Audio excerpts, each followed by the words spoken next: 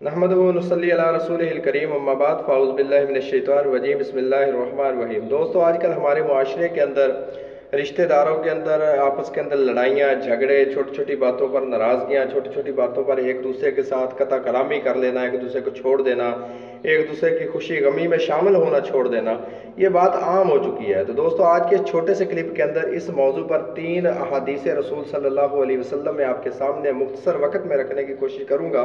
अल्लाह से दुआ है कि मुझे हक़ बयान करने और आपको सुनकर उसके ऊपर अमल करने की तौफ़ीक़ अता फ़रमाए। तो दोस्तों, लीजिए सबसे पहली हदीस रसूलुल्लाह सल्लल्लाहु अलैहि वसल्लम की सही बुखारी किताबुल अदब बाब इकरामुज़ ज़ैफ़ के अंदर मौजूद है। रसूलुल्लाह सल्लल्लाहु अलैहि वसल्लम ने फरमाया, हज़रत अबू हुरैरा इस हदीस के रावी हैं, मन कान युमिनु बिल्लाहि वल यौमिल आखिर फलियसिल रहिमहु।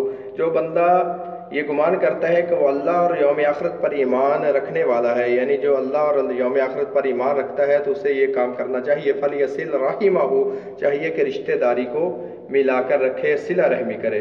दूसरी रिवायत रसूलुल्लाह सल्लल्लाहु अलैहि वसल्लम की, जिसके रावी हज़रत अनस बिन मालिक रज़ी अल्लाह तआला अन्हु है, और हदीस सही बुखारी के अंदर किताबुल अदब के अंदर है, बाब मन बसत लहु फिर रिज़्क़ी के अंदर मौजूद है। रसूलुल्लाह सल्लल्लाहु अलैहि वसल्लम ने फरमाया, मन अहब्बा अन यबसुत लहु फी रिज़्क़िही, जो बंदा इस बात को पसंद करता है कि उसका रिज़्क़ उसके लिए फैला दिया जाए, यानी उसका रिज़्क़ उसके रिज़्क़ के अंदर बरकत कर दी जाए, वयुनसउ लहु फी असरिही, और उसकी उम्र के अंदर भी बरकत कर दी जाए, उसका नाम भी बाकी रहे, फलियसिल रहिमहु, तो उसको भी ये काम करना चाहिए कि वो अपनी रिश्तेदारी को मिलाए, कता रहमी से बचे, कता ताल्लुकी से बचे, रिश्तेदारों के साथ हालात को ठीक रखे।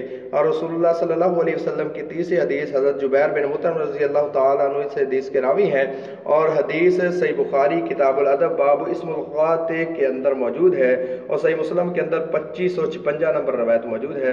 रसूलुल्लाह सल्लल्लाहु अलैहि वसल्लम ने फरमाया, ला यदखुलुल जन्नत क़ातिउन ऐ क़ाति रहिम, यानी जन्नत के अंदर रिश्तेदारी को तोड़ने वाला कभी भी दाखिल नहीं हो सकता।